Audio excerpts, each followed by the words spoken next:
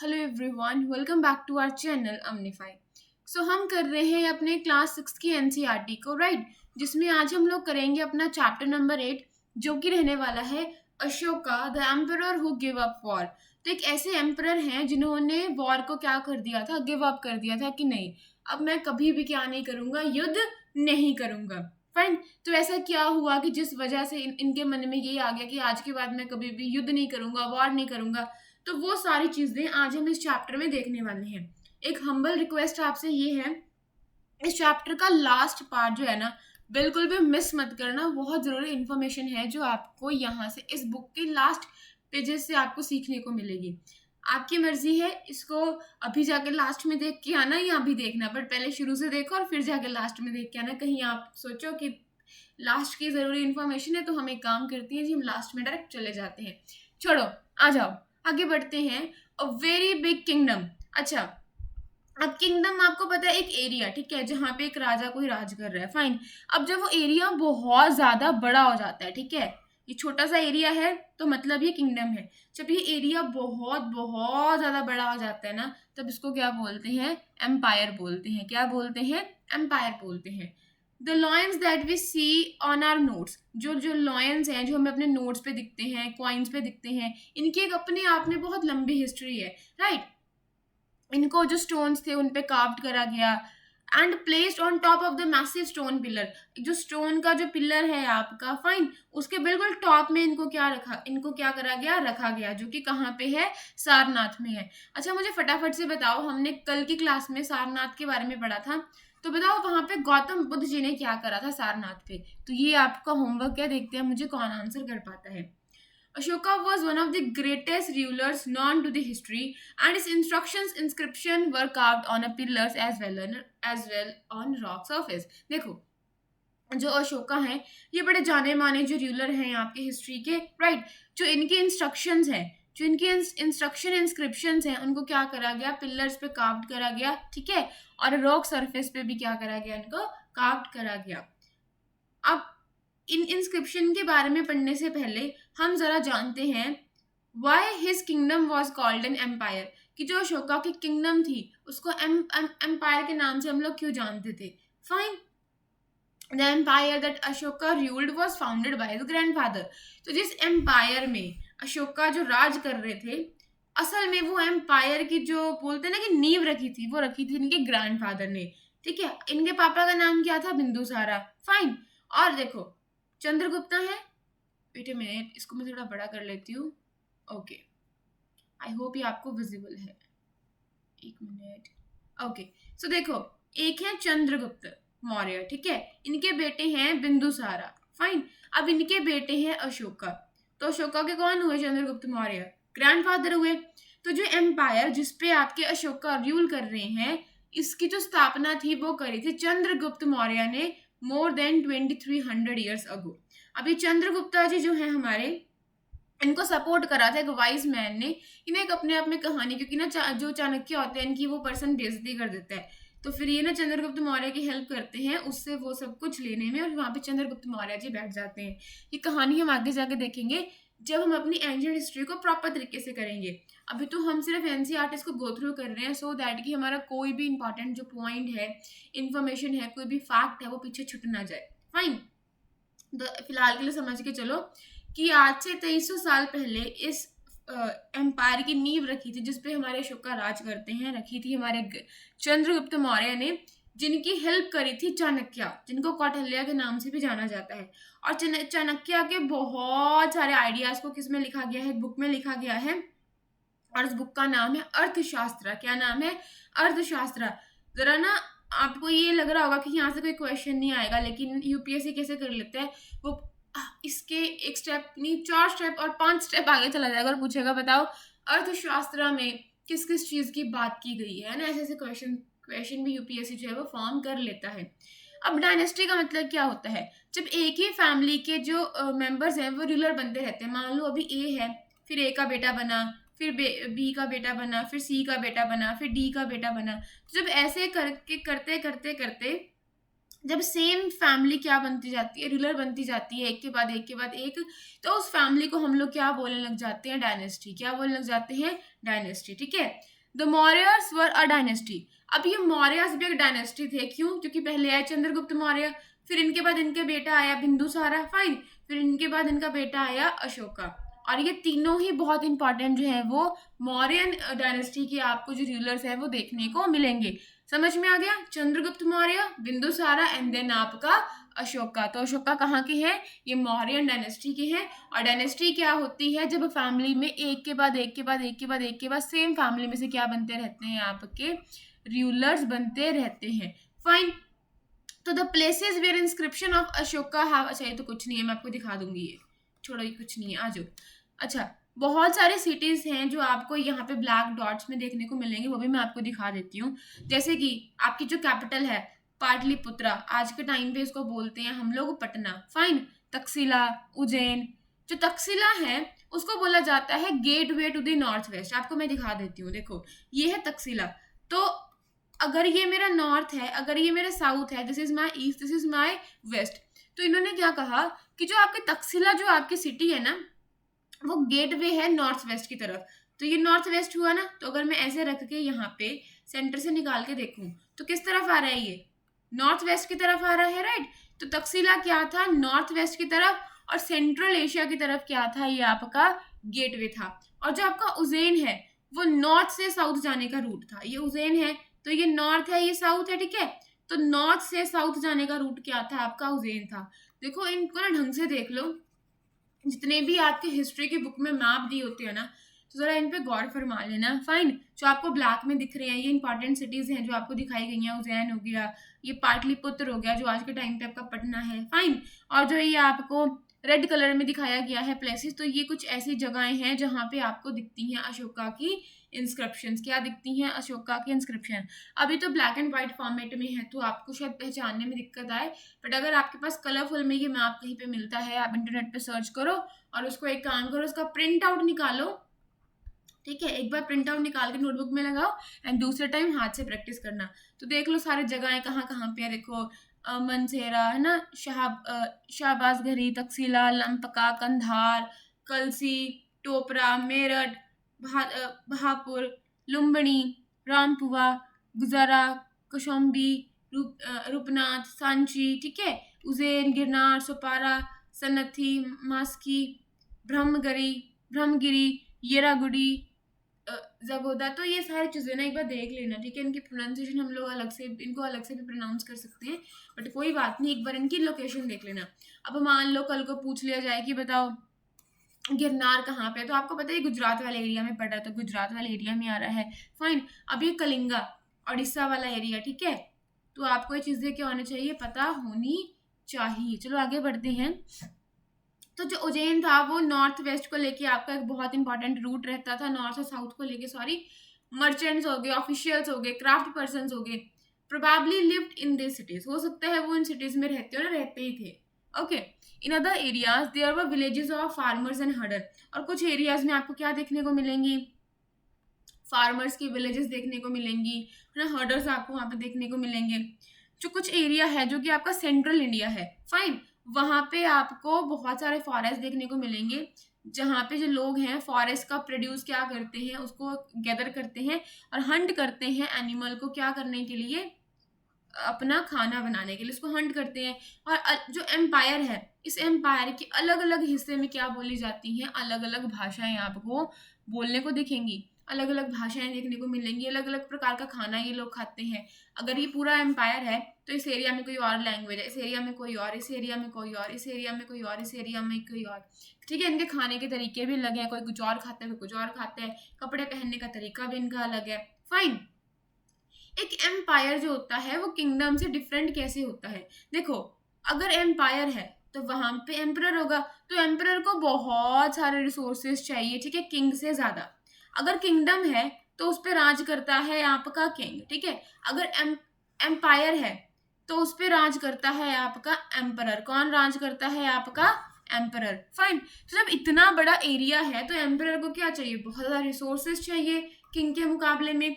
क्योंकि जो एम्पायर है वो क्या होते हैं, बड़े बड़े होते हैं किंगडम से, तो इसीलिए उनको चाहिए बड़ी बड़ी आर्मीज। फाइन।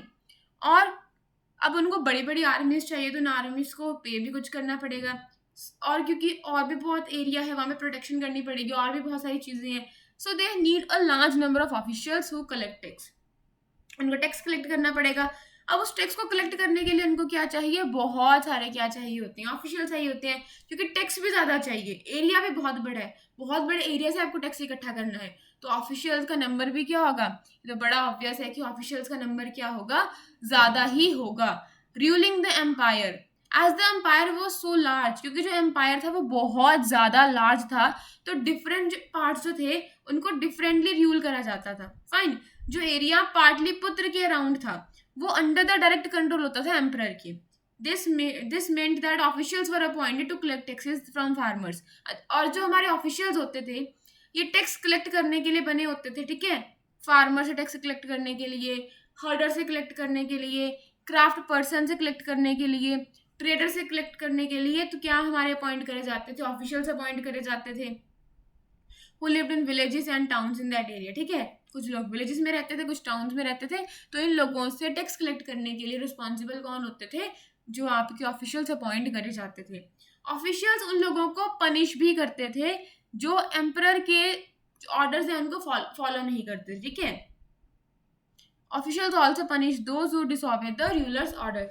जो आपके रूलर ने ऑर्डर दी है, जो इंसान उसको फॉलो नहीं करता था, तो ऑफिशियल्स के पास ये पावर थी कि वो इस पर्टिकुलर पर्सन को पनिशमेंट भी दे सकते हैं। अब बहुत सारे ऑफिशियल्स को क्या दी जाती थी, सैलरीज भी दी जाती थी। मैसेंजर्स जो थे, ठीक है, मैसेंजर्स का भी आपको आना जाना वहाँ पे लगा देखने को मिलेगा। फाइन। और स्पाई भी इनके ऊपर छोड़े गए थे कि जो ऑफिशियल्स हैं ये सही तरीके से अपना काम कर भी रहे हैं फिर नहीं कर रहे, इन पे नजर रखने के लिए, ठीक है, जासूस आपके क्या करे गए थे, छोड़े गए थे। ठीक है, आपने ऑफिशियल्स को तो पावर दे दी है कि जो इंसान डिसऑबे कर रहा है हमारे रूल्स को, हमारे ऑर्डर्स को, उसको पनिश करो, पर क्या पता ऑफिशियल्स भी आगे जाके करप्ट हो जाएं, तो इनके ऊपर भी क्या छोड़े हुए थे, वहां पे जासूस आपके छोड़े हुए थे। फाइन। एंड ऑफ कोर्स जो एम्परर था वो उन सबको क्या करता था, सुपरवाइज करता था with the help of member of royal family and the senior minister. तो किसकी मदद से जो हमारे एम्परर होते थे वो इनको सुपरवाइज करते थे, अपनी रॉयल फैमिली के मेंबर से एंड सीनियर मिनिस्टर की हेल्प से। और कुछ एरियाज हैं, कुछ एरियाज बोल लो या फिर प्रोविंसेस बोल लो, ठीक है, एक ही बात है, कुछ ऐसे एरियाज हैं, each of these were ruled from a provincial capital, जिनको रूल करा जाता था प्रोविंशियल कैपिटल से। जैसे कि आपका तकसीला हो गया, उज्जैन हो गया। तकसीला क्या है, gateway to north west and central Asia, ठीक है। उज्जैन क्या है, जो आपका रूट पड़ता है नॉर्थ टू साउथ। तो बार बार इनको रिपीट करो तो आपको चीजें याद हो जाएंगी। ऑल्दो कुछ there were some in amount of control, Pataliputra से भी कुछ कंट्रोल रहता था, and royal princes were often sent as governor. और जो हमारे रॉयल राजकुमार होते थे इनको एज अ गवर्नर बना के भेजा जाता था, ठीक है। Local customs and rules were probably followed, और जो आपके लोकल कस्टम्स थे और जो रूल्स थे उनको फॉलो करा जाता था। Fine.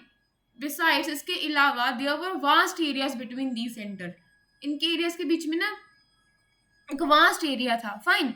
Here the Mauryas try to control roads and river. तो जैसे जो एरियाज हैं इनके बीच में, तो यहाँ पे मौर्यस ने क्या करने की कोशिश करी, कंट्रोल करने की कोशिश करी रोड्स को, रिवर्स को, जो कि एक ट्रांसपोर्ट का इंपॉर्टेंट सोर्स आपका रहता था, ठीक है। अब देखो रिवर के थ्रू भी आप यहाँ से अगर कोई मान लो ये रिवर बह रही है या कोई ये रिवर बह रही है, तो यहाँ से यहाँ जाना, ट्रांसपोर्टेशन में क्या करती थी, रिवर भी हेल्प करती थी, रोड्स तो ऑफकोर्स हेल्प करते हैं। Fine. And to collect whatever resources available as tax and tribute. अभी टैक्स एंड ट्रिब्यूट का मैं आपको बताती हूँ, टैक्स आपको पता होगा, ट्रिब्यूट मैं आपको भी बताती हूँ। फॉर एग्जाम्पल जो आपके अर्थशास्त्र हैं वो हमें बताता है दैट नॉर्थ वेस्ट जो था वो इम्पॉर्टेंट था ब्लैंकेट्स के लिए, और जो साउथ इंडिया था वो इम्पॉर्टेंट था आपका गोल्ड एंड प्रीशियस स्टोन्स के लिए। Fine. It is possible that these resources were collected as a tribute. हो सकता है इनको टैक्स के रूप में नहीं, एज अ ट्रिब्यूट इनको जो था वो कलेक्ट करा जाता हो। अब देखो टैक्सेस क्या होते हैं, जो रेगुलर बेसिस पे कलेक्ट होते हैं, लेकिन ट्रिब्यूट क्या होता है, ये तब कलेक्ट होता है जब पॉसिबल होता है लोगों के लिए उस चीज को देना, ठीक है। Give a variety of things more और लेस विलिंगली। अब चाहे वो अपनी खुशी से दें चाहे वो कम खुशी से दें, ठीक है, लेकिन जब उनके पास ऐसी पॉसिबिलिटी है कि yes now that people can, वाक्य में वो दे सकते हैं, तब उनसे लिया जाता था, तब उसको बोलते थे ट्रिब्यूट। अब टैक्स क्या होता है, आपके पास है नहीं है, we do not care at all, हमें तो जी इतना परसेंट या जो भी आपको सामान बोला है वो हमें चाहिए, so that is the tax. Tribute क्या है, when it is possible for you कि आप दे सकते हो, then only we will collect from you, ठीक है, so that is the tribute, fine, okay. There were also the forested region, तो आपको कुछ फॉरेस्ट वाले एरियाज भी आपको यहाँ पे देखने को मिलते हैं, रीजन्स देखने को मिलते हैं। जो लोग इन एरियाज में रहते थे वो वर मोर और less independent, but may have expected to provide elephants, लेकिन उन लोगों को एलिफेंट्स देने पड़ते थे, टिम्बर, हनी, वैक्स, किनको देना पड़ता था, मौर्यन के ऑफिशियल्स को देना पड़ता था। The emperor and the capital city, ठीक है, मैग्नेथिस, मैग्नेथिस, ठीक है, तो इसकी प्रोनाउंसिएशन यही होती है शायद, if I am not wrong, Megasthenes या कुछ ऐसी भी होती है, पढ़ लेना यार इसको, ठीक है, मेगस्थनीस, यस यही है ना, मैग्नेथिस नो टंग ट्विस्ट हो जाती है जब हम दोबारा दोबारा बोलते रहते हैं, मैगथनीस, यस फाइन। तो ये क्या थे, जो भी थे ये मैगनथनी, फिर गलत हो गया, मैगथनीस, यस, ये एक एम्बेसडर थे, किनके एम्बेसडर थे ये, एक सेलिकस निकेटर हैं जो कि ग्रीक के रूलर थे वेस्ट एशिया के, तो उनके ये एम्बेसडर हैं। इनको चंद्रगुप्त मौर्य के कोर्ट में जो है वो भेजा जाता है। So Megasthenes was an ambassador who was sent to the court of Chandragupta by the Greek ruler of West Asia named Seleucus Nicator. तो सेलिकस निकेटर जो है वो उनको चंद्रगुप्त मौर्य के कोर्ट में भेजते हैं। मैग्नेथिस जो है वो लिखते हैं इन चीज़ पे जो वो देखते हैं, मतलब वो यहाँ पे आए, उन्होंने जो जो देखा उन्होंने अपनी बुक के अंदर क्या कर दिया, उसको डिस्क्राइब कर दिया, ठीक है। तो ये क्या लिखते हैं कि the occasions on which the emperor appear in public area celebrated with the grand royal, ये पढ़ लेना, कुछ भी नहीं है, मतलब इसमें यही है कि जब कोई स्पेशल ओकेजन होता होगा तो यू नो बड़े बड़े उस पर बैठ के सवार होके रथ वथ पे जो है आपके क्या बोलते हैं उसको, मतलब जो आपके राजा हैं, जो आपके एम्परर हैं वो आते होंगे, उनकी बड़ी ग्रैंड एंट्री होती होगी वहाँ पे, ठीक है। उनके जो गार्ड्स हैं वो एलिफेंट को राइड करते आते हैं, डेकोरेट करके लेके आते हैं गोल्ड और सिल्वर से, और कुछ जो गार्ड्स हैं वो पेड़ों को भी कैरी करके लेके आते हैं जिसपे बर्ड्स बैठी, जिसपे बर्ड्स रहती हैं, फाइन। और कुछ ट्रेंड पैरट्स आपको वहाँ पे देखने को मिलते हैं जो एम्परर के वहाँ पे चारों तरफ जो है वो क्या करेंगे, सर्कल में घूमेंगे, ठीक है। और किंग के चारों तरफ क्या रहती हैं, उसको आम मतलब सामान वगैरह कैरी करके ना, मतलब हथियार वगैरह कैरी करके वेमेन कुछ रहती हैं। अब जो किंग है ही इज़ अफ्रेड कि कोई उसको मार देगा, कोई उसको मारने की कोशिश करेगा, तो उनके पास क्या होते हैं, इसलिए स्पेशल सर्वेंट्स होते हैं जो उनका खाना खाने से पहले उस खाने को टेस्ट करते हैं। और ये भी बोला कि जो किंग है उसने जो रात एक कमरे में गुजार दी, उस कमरे में वो नेक्स्ट रात अपनी नहीं गुजारेगा, क्योंकि जो किंग था, जो एम्परर था, उसको डर रहता था कि शायद उसको कोई मार देगा। तो ये सारी चीज़ें हैं कि बड़े पालकी पालकी में बड़े आते थे वो राजा महाराजा, ठीक है, एंट्री उनकी वैसी वैसी होती थी। तो ये सारी चीज़ों का वर्णन यहाँ पे किया गया है, आप देख सकते हो। अब पाटलिपुत्र के बारे में भी इन्होंने कुछ बात करी है। पाटलिपुत्र आज के टाइम पे जो है वो आपका मॉडर्न पटना आपको देखने को मिलेगा। आपके मैग्नेथिस कहते हैं, मैग्नेथनस, मैं फिर उल्टा बोल देती हूँ, है ना, मेगस्थनीस, यस मेगस्थनीस, हाँ शायद ये सही है। छोड़ो, हम प्रोनाउंसिएशन पे नहीं जाएंगे, it's not our language class, it's our history class. हम कुछ भी बोल रहे तो हिस्ट्री है।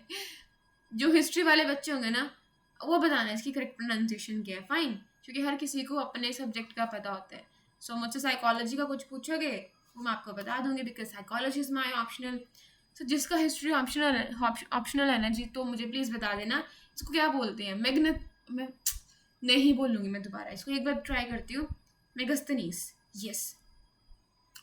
It is surrounded by a massive wall, ठीक है। इन्होंने पाटलिपुत्र के बारे में जिक्र करा कि जो पाटलिपुत्र है वो एक लार्ज एंड ब्यूटीफुल सिटी है, इसके चारों तरफ आपको क्या देखने को मिलेंगी, बड़ी बड़ी वॉल्स देखने को मिलेंगी। उसके पास में 570 टावर्स हैं, 64 गेट्स हैं, हाउसेज ऑफ 2 और 3 स्टोरेज जो है, मतलब 2 मंजिले भी हैं, 3 मंजिले भी हैं, कुछ लकड़ी के बने हैं, कुछ मर्ड के ब्रिक के बने हैं। और जो किंग का पैलेस है is also the king's palace is also of wood, वो भी लकड़ी का है, डेकोरेट कर रखा है with stone carvings. It is surrounded with gardens and enclosures for keeping birds. तो ये देख लेना, ठीक है। So why do you think the king had special servant to taste the food? अभी तो मैंने बताया ना, उनको डर लगता था यार कि क्या पता हमें जहर डाल के खिला दे, तो कुछ भी खाने पीने से पहले वो लोग क्या करते थे, जो उनका सर्वेंट होता था उसको वो खाने को टेस्ट करवाते थे कि भाई पहले आप टेस्ट करिए, क्योंकि अगर वो खाना टेस्ट करेगा उसको कुछ नहीं हुआ तो मतलब उसमें जहर जहर नहीं है, अगर उसको कुछ हो गया तो उसको जो एम्परर है वो खाएगा ही नहीं। अशोक का यूनिक रूलर, जो मोस्ट फेमस मौर्यन रूलर है वो आपको देखने को मिलती है अशोक का। चंद्रगुप्त मौर्य, ठीक है, उनके बाद उनके फादर का नाम बताना और फिर बताना कौन आएगा, अशोक का, ठीक है। He was the first ruler who tried to take his message to the people through inscription। तो ये पहले रूलर रहने वाले हैं जिन्होंने कोशिश करी अपने मैसेज को लोगों तक पहुंचाने की थ्रू दी इंस्क्रिप्शन। अब मुझे कमेंट सेक्शन में फटाफट से बता दो what do you mean by inscription. मैंने आपको बताया था शुरुआती चैप्टर्स के अंदर। मोस्ट ऑफ द जो अशोका के इंस्क्रिप्शंस हैं वो किस लैंग्वेज में आपको देखने को मिलती हैं, प्राकृत लैंग्वेज में देखने को मिलती हैं, एंड किस में देखने को मिलती हैं, ब्राह्मी स्क्रिप्ट में। अब ये स्क्रिप्ट और लैंग्वेज में फ़र्क क्या होता है ये भी मैंने आपको बहुत अच्छे से समझाया था, ये भी आप मुझे कमेंट करके बताना। Ashoka's war in Kalinga, Kalinga in the is the ancient name of coastal Odisha, ठीक है। तो जो एंशियंट नेम है और कोस्टल ओडिशा का क्या था, कलिंगा। तो क्या होता है कि जो अशोका हैं वो उसको जीतने के लिए ना कलिंगा का युद्ध जो है वो करते हैं और वहाँ पे वो जीत भी जाते हैं। लेकिन जब वो देखते हैं ना कि वहाँ पे इतना सारा खून, इतना सारा वायलेंस, कितने लोगों की जान गई है, लोग तड़प तड़प के मर रहे हैं, सबके परिवार टूट गए हैं, तो इतना खून खराबा उनको जब वहाँ पे वो देखते हैं ना खड़े होके, और वो जीत भी हैं, ठीक है, उनके पास तो चलो ये हौसला तो है कि वो जीत गए हैं। लेकिन जब वो अपने चारों तरफ देखते हैं कि यार ये तो खून खराबा हो गया, कितना वायलेंस है, उस चीज़ को देख के ना वो बहुत ज़्यादा डर जाते हैं कि ये क्या हो गया। और तब वो डिसाइड करते हैं, उनके मन में एक रियलाइजेशन होती है कि ये जो वॉर है ना, इसे मैं जीत भी हासिल कर लूँ ना तब भी मुझे वो सेटिस्फेक्शन नहीं मिलेगी, ठीक है। तो हिस्ट्री में एक ऐसे पहले राजा आपको देखने को मिलते हैं जो जीतने के बाद भी, ठीक है, जो कॉन्क्वेस्ट है, give up the conquest after winning a war, अपनी जीत को ना ये मतलब लेते ही नहीं है यार कि क्या हो गया ये, मतलब इतना नुकसान, इतना ज़्यादा वायलेंस, इतने ज़्यादा लोगों की डेथ, लोग अपने परिवार से अलग हो रहे हैं, मर रहे हैं, कट रहे हैं सिर्फ एक एरिया के पीछे। तो इनको ये एहसास हो गया कि नहीं, अब से ना मैं कभी ज़िंदगी में वॉर नहीं करूँगा, लड़ाई नहीं करूँगा, धमा के रास्ते से ही लोगों को जीतूंगा, युद्ध के रास्ते से, इस वॉर के रास्ते से, इस हिंसा के रास्ते से मैं लोगों को नहीं जीतूंगा। तो वहाँ जाओ ज़रा देखते हैं, अशोका की एक इंस्क्रिप्शन है जो कि डिस्क्राइब करती है कलिंगा का वॉर। तो एक this is what Ashoka declare, तो अशोका ने डिक्लेयर करा है, आ जाओ देख लेते हैं। 8 years के, देखो अशोका कहते हैं कि 8 साल राजा बनने के बाद, मतलब इनको राजा बनने जब 8 साल हो गए थे तब इन्होंने क्या करा, कलिंगा को जीता, ठीक है। About 1.5 lakh people were captured, तो इतने सारे लोगों को इन्होंने क्या कर लिया, कैप्चर कर लिया। And more than 1 lakh of people were killed, और 1 लाख से ज़्यादा लोगों की क्या हो गई, वहाँ पे मौत हो गई। तो इस चीज़ को, ठीक है, मतलब इस चीज़ ने अशोका को दुख से भर दिया, ठीक है, सौरों से भर दिया। So whenever an independent land is conquered, तो जब किसी इंडिपेंडेंट लैंड को कॉन्कर्ड करा जाता है तो बहुत सारे लोग मरते हैं, ठीक है, एंड बहुत सारों को जेलों में जो है वो डाल दिया जाता है, ब्राह्मण्स भी मर जाते हैं, मॉन्क्स भी मर जाते हैं, जो लोग अपने रिलेटिव से अच्छे होते हैं, फ्रेंड्स के साथ में काइंड होते हैं, अपने स्लेव्स के साथ में, एंड सर्वेंट्स, ठीक है, सर्वेंट्स चाहे मर जाते हैं, अपने लव्ड वंस को खो देते हैं। That is why I am sad, कि इसीलिए मैं उदास हूँ, और मैंने अब डिसाइड करा है, I have decided to observe dhamma and to teach others about it well, ठीक है। तो कहते हैं कि मैं अब धमा के रास्ते को जो है वो फॉलो करने वाला हूँ, और लोगों को भी मैं यही सिखाऊंगा कि वॉर को फॉलो मत करो, धमा को फॉलो करो। I believe that winning people over through dhamma is much better than conquering them through force. इन्होंने कहा कि मैं लोगों को जीतूंगा कैसे, धमा के रास्ते से, ना कि फोर्स के रास्ते से, क्योंकि वो कोई जीतना नहीं हुआ, ठीक है। बेटर है जीतना जब आप धमा के रास्ते से लोगों को जीतते हो, लोगों का दिल जीतते हो। सो मैं इस मैसेज को इंस्क्राइब कर रहा हूँ फ्यूचर के लिए, सो दैट कि जो मेरे बेटे हैं, ठीक है, और जो मेरे पोते हैं आफ्टर मी, जो मेरे ग्रैंड सन्स आएंगे आगे जाके after me, should not think about the war, कि वो आगे जाके ना वॉर के बारे में ना सोचें, इंस्टेड वो क्या सोचें, think about how to spread dhamma, कि धमा को कैसे और स्प्रेड करा जाए। सो अब धमा क्या है, धमा एक प्राकृत वर्ड है, किस वर्ड के लिए, धर्मा संस्कृत देखो धर्मा एक संस्कृत वर्ड है। अब इसी धर्मा को प्रकृत लैंग्वेज में धमा के नाम से जो है वो जाना जाता है। अब अशोका के धमा के बारे में जानते हैं। तो जो अशोका है उनके धमा का मतलब बिल्कुल भी नहीं है कि आप वर्शिप करो किसी की, ठीक है, किसी गॉड की वर्शिप को इस धमा में नहीं बोला जा रहा है। धमा में किसी की पूजा की बात यहाँ पे नहीं करी जा रही, किसी भगवान की पूजा की यहाँ पे बात नहीं हो रही है, ना ही यहाँ पे सेक्रीफाइस परफॉर्म करने की बात हो रही है। He felt that just as a father. ये क्या सोचते हैं आपके, क्या महसूस करते हैं आपके अशोका, कि जैसे एक फादर जो है अपने बच्चों को टीच करने की कोशिश करता है और उसकी ड्यूटी होती है, he had a duty to instruct his subjects, ठीक है। He was also inspired by the teachings of Buddha. और जो आपके ये अशोका है ना, ये जो गौतम बुद्ध की टीचिंग्स हैं उससे भी बहुत ज़्यादा आपको इंस्पायर देखने को मिलेंगे। फाइन। तो बहुत सारी देखो प्रॉब्लम्स आती हैं अशोका के साथ में जब वो लोगों को टीच कर रहे होते हैं धमा के बारे में। तो ऐसी प्रॉब्लम्स क्यों आती हैं? क्योंकि जो लोग होते हैं ना एम्पायर में, वो अलग अलग धर्म को फॉलो कर रहे होते हैं, ठीक है, जिसकी वजह से बहुत बार क्या देखने को मिल जाता है, कॉन्फ्लिक्ट देखने को मिल जाता है। एनिमल्स को भी सेक्रीफाइस करा जाता है, एनिमल्स की बलि दी जाती है। तो अशोका के धमा में तो ऐसा है ही नहीं है। अशोका का धमा क्या है कि काइंड रहो, किनके टूवर्ड्स, लोगों के टूवर्ड्स, जानवरों के टूवर्ड्स, ठीक है।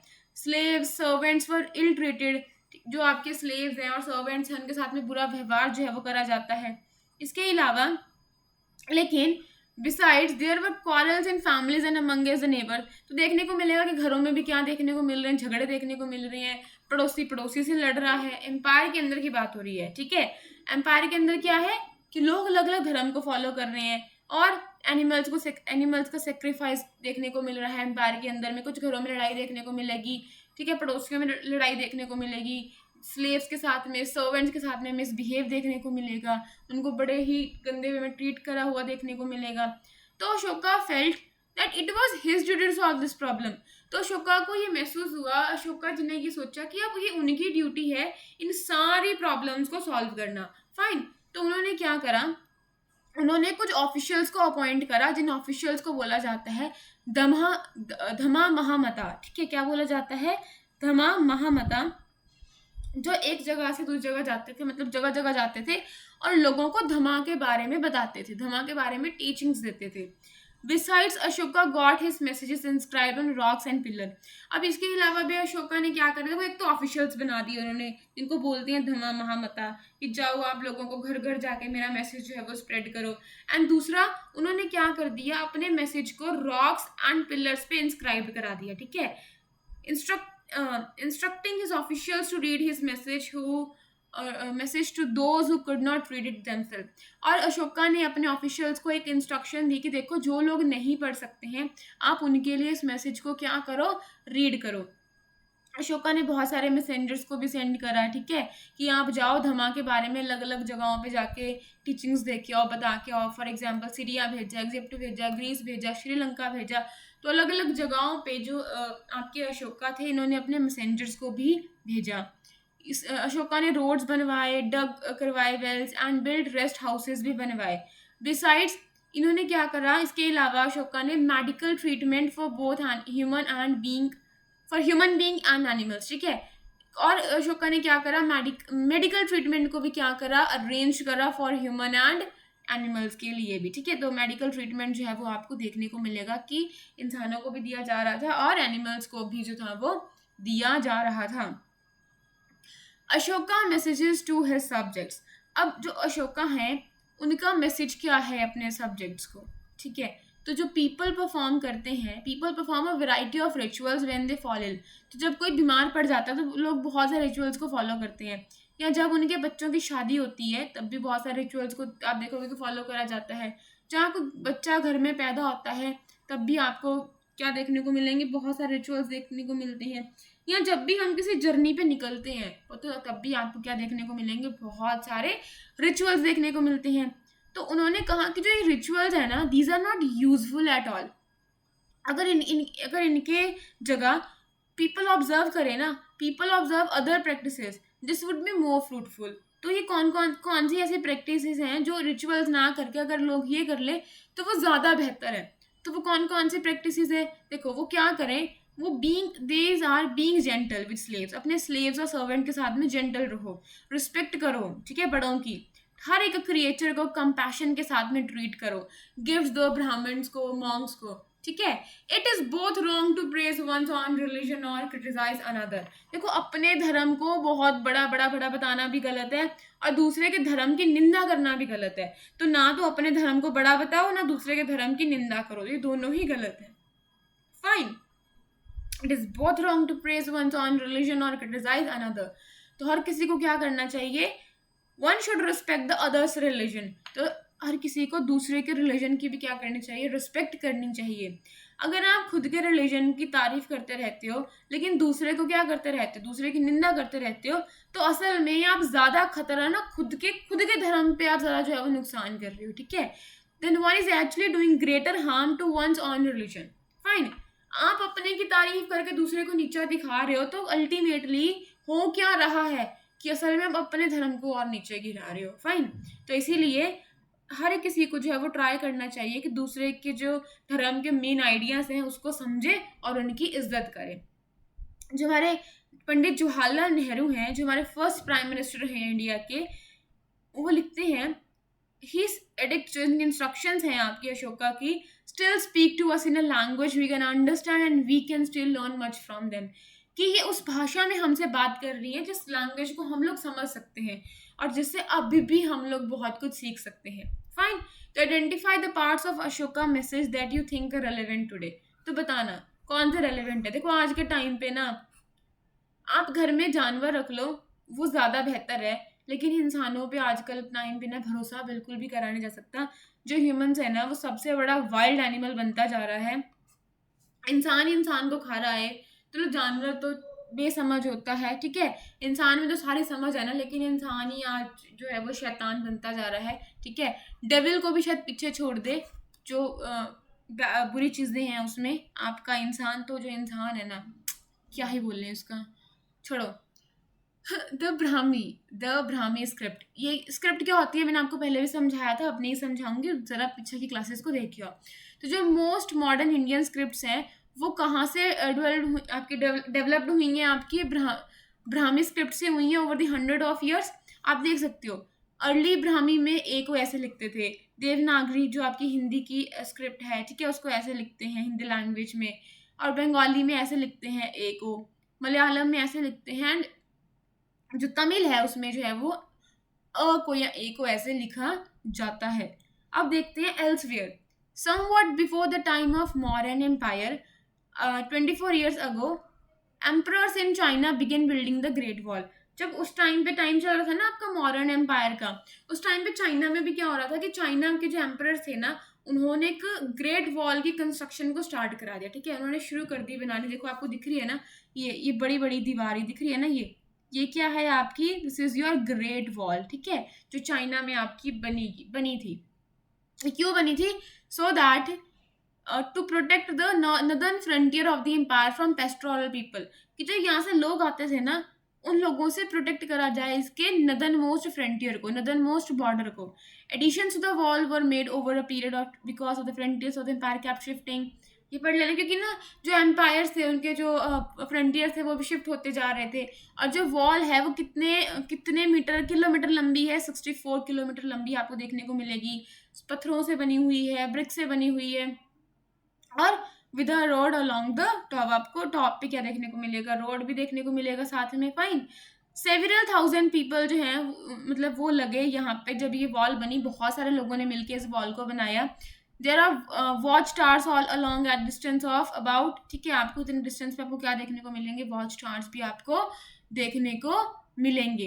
अब यहाँ पे तो वैसे ही खत्म हो जाता है, तो ये होमवर्क कर लेना, लेकिन इसके ना एंड में ना बहुत अच्छी चीज़ें आपको देखने को मिलती हैं। तो देखो, ये आपका ट्रेड रूट दिखाया जा रहा है, सिल्क रूट। अब सिल्क रूट कुछ नहीं है, सिल्क रूट आपका एक ट्रेड रूट ही है जहाँ पे सबसे पहले ना सिल्क का व्यापार स्टार्ट हुआ था, जिसकी वजह से इसका नाम पड़ गया था सिल्क रूट। लेकिन फिर इसी रूट के माध्यम से और भी बहुत सारी चीज़ों का व्यापार होता था। फाइन, तो अगर मैं आपको ढंग से दिखाऊं, यहाँ नहीं दिखेगा प्रॉपरली सिल्क रूट आपका।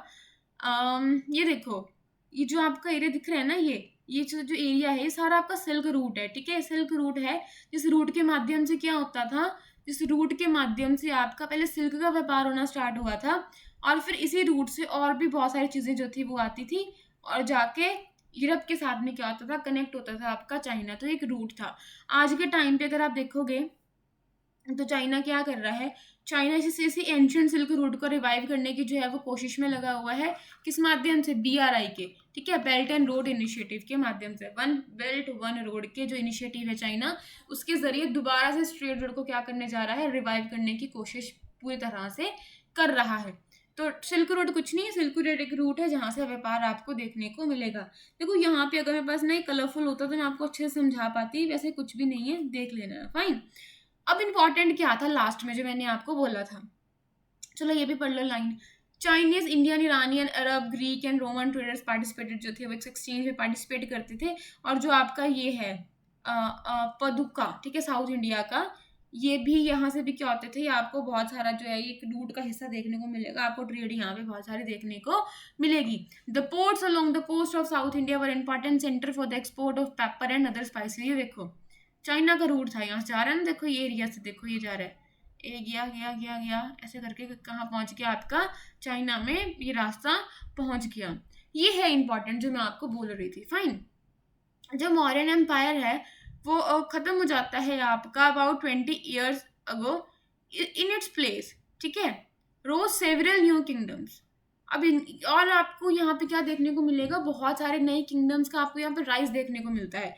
अगर मैं बोलूँ तो आपके जो नॉर्थ वेस्ट है और कुछ नॉर्थ इंडिया है, वहाँ पे जो किंग्स हैं उनको बोला जाएगा इंडो ग्रीक, ठीक है, क्या बोला जाएगा, इंडो ग्रीक, जिन्होंने रूल करा 100 ईयर तक। कब तक? 100 ईयर तक।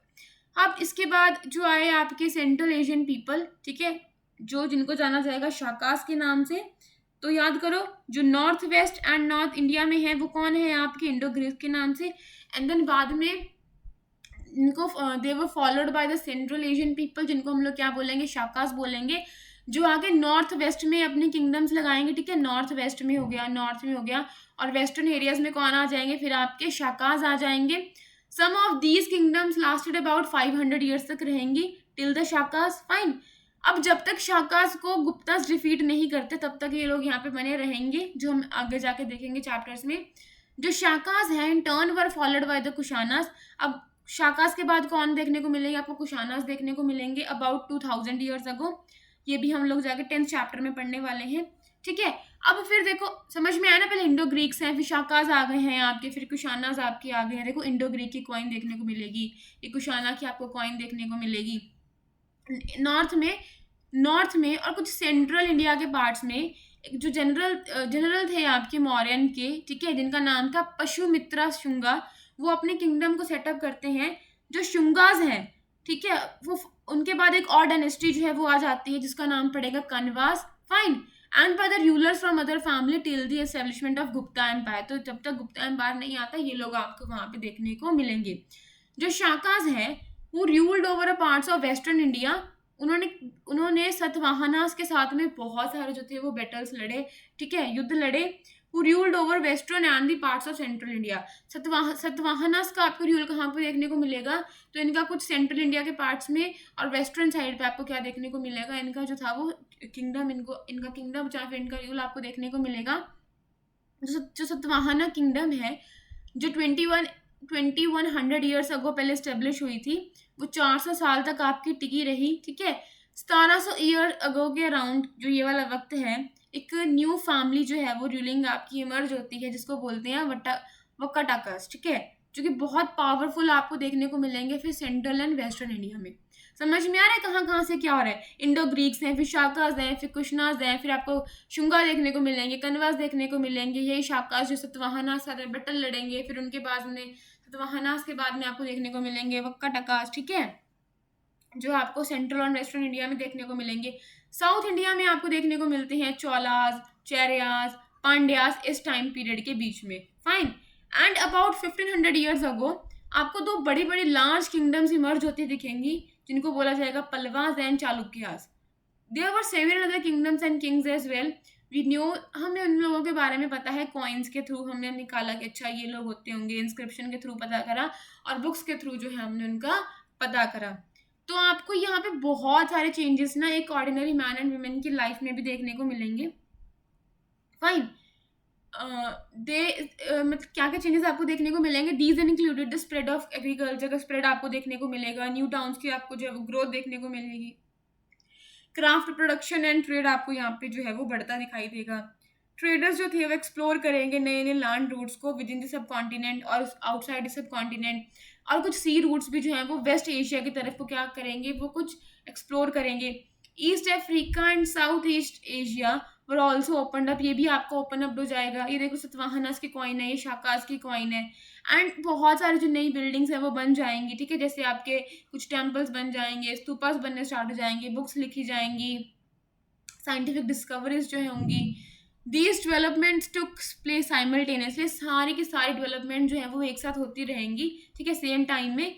सो इन चीज़ों को अपने ध्यान में रखो आगे की बुक को पढ़ने से पहले। सो यही आपका जो था वो लास्ट में बोलूँगी कि यही आपके लिए इम्पॉर्टेंट था। फाइन। सो इसको एक बार देख लेना अच्छे से, नहीं समझ में आया तो दोबारा से पढ़ लेना खुद से भी चाहे। तो चलो इसी के साथ में स्टॉप करते हैं इस वीडियो को। Thank you everyone, thanks for listening and thanks for watching, bye bye.